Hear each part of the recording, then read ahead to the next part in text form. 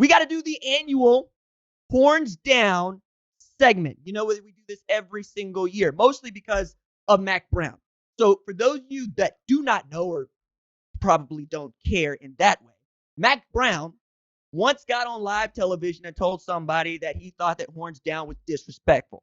Now, all he did was become certain that every Oklahoma fan and Oklahoma State fan and West Virginia fan and anybody else that ever gets to play Texas throws the horns down. The Big 12 exacerbated this when it decided to penalize it for unsportsmanlike conduct, right?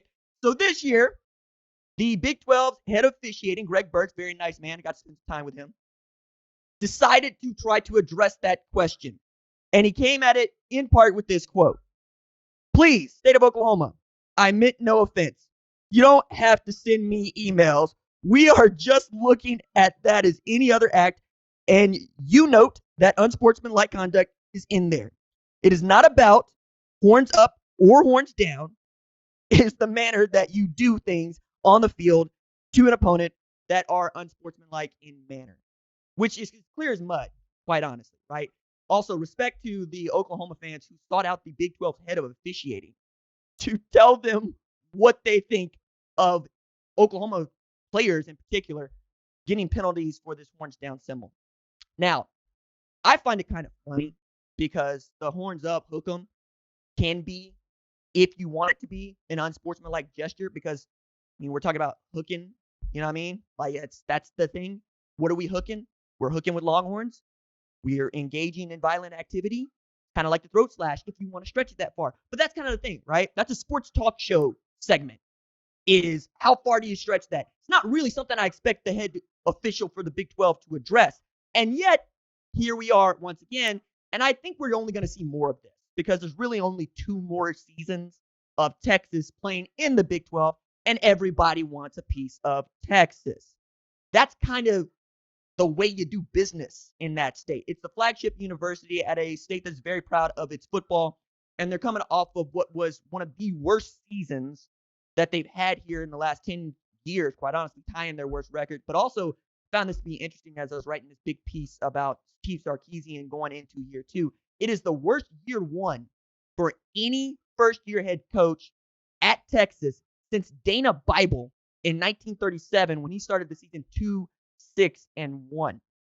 What I'm saying is, if Texas wants to get some Texas against the world shirts, like Ohio against the world or Oklahoma against the world, whomever you want to say is against the world, they'd be well within their rights to do that because everybody just wants a piece of them. I also think that it's interesting that Steve Sarkisian is not necessarily rallying around everybody's against us, but that he is rallying around this idea of team chemistry. One of the things that I thought was illuminating that you can watch in our day 2 episode of Big 12 is Sarkisian going out of his way to say, we made an emphasis as a team, as coaching staff, to really try to fundamentally get to know our players and demonstrate our vulnerability. I asked him to unpack that, and I got some really interesting stuff, but what I came out with was not vulnerability, it was humanities. So some of you understand that before I was blessed to do this job, I was going to school at Oklahoma State, earning a PhD in English, hoping to be an English professor with an emphasis on humanities, which is the study of culture, society, and people, right? I am renowned for just popping up with Shakespeare. Like, I do the mic checks and I do a Shakespearean monologue from time to time. It's a thing. It's an inside joke, but that's where I live. So to hear Steve Sarkisian say we are trying to employ these tactics and these tools that allow for the players to not just see me as their head coach, but as a person just like them is interesting to me. Because if Steve Sarkisian succeeds in demonstrating to his players that I'm a person, I'm not a head coach that sits in a tower somewhere with a megaphone yelling instruction at you, that I get frustrated, that I get sad, that I have things off the field that bother me, perhaps then they will be able to bring their off the field problems to him or even just talk about life with him. And I got to tell you, man, that is the sauce. You know, like I say a lot, and I will continue to say, I'm not the only person that does this show. And if you don't have a vested interest in the people that help you create the thing that is cool, it's probably going to suck. And I think Sark was really right to try to do this season because it didn't go well last year. They were so streaky, both offensively and defensively. They would blank Rice, right, and then give up 57 to Kansas. Or they dropped 70 on Texas Tech and then lose an overtime thriller to Oklahoma where they give up 50. Finding some equilibrium there probably helps you mitigate those lows, right? Perhaps those highs are still there, and that's what you want. But I'm always encouraged when I hear a head coach tell me, no, I've tried to really lean into my humanity and be less of the head coach at the University of Texas and more like their coach. Because if I can trust you, I can see you, you can see me. And then you get to go with my favorite axiom about any team sport, which is players win, coaches lose. And that's how it has to be. The kids have to be the people that benefit from this. They have to feel as if they have done something. And winning is a byproduct of doing things and exercising in a way that you are proud. Because if you play the kind of football that you're proud to play, you're probably going to win a bunch of football games. If you don't, you're probably going to lose a bunch of football games. Physically, I thought it was interesting that Steve Sarkisian pushed that we need to be thick in the middle and we need to be quick on the outside. THICC, in case you guys want to actually go there.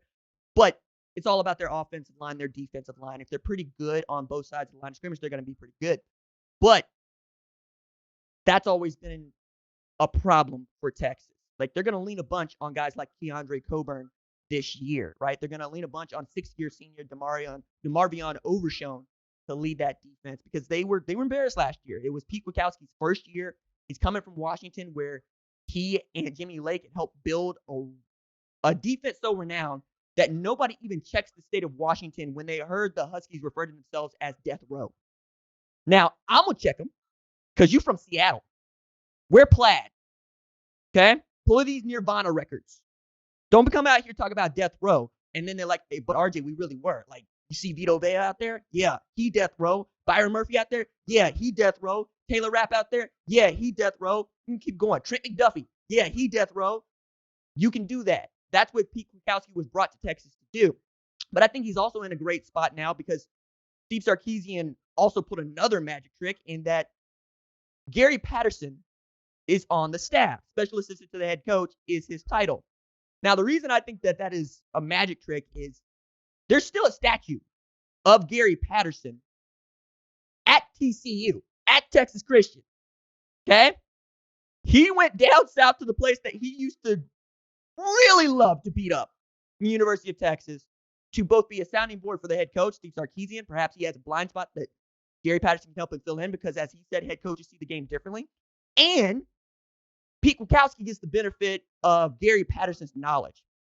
He basically invented the 4-2-5 defense that many people use today. Jim Knowles at Ohio State's going to use it. He used it at Oklahoma State to put them in a position to beat Notre Dame in the Fiesta Bowl. It's a really great defense, and I really love the way that it's employed at Texas Christian. If they get some of that at Texas with the kind of athletes you can recruit there, they could be great. And Gary Patterson has become really good at identifying talent that, frankly, is overlooked. Like LJ Collier was a skinny dude from West Texas that he turned into a first-round pick at defensive end by putting him on a meal plan and saying, no, son, you don't play running back anymore. You play defensive end. Did that with guys like Ty Summers. Did that with guys like Jason Verrett, right? We can keep going. Tre'Davious Hodgson-Tomlinson, right? That's another guy that was a Gary Patterson find. Also cousin to, I believe, LaDainian Tomlinson, who is Texas Christian legend, the best Texas Christian player of all time. Sammy Baugh fans, fight me. I think all of that is going to work in Texas' favor. Now, I'm also the guy that's already out here going, I think Texas is going to be good.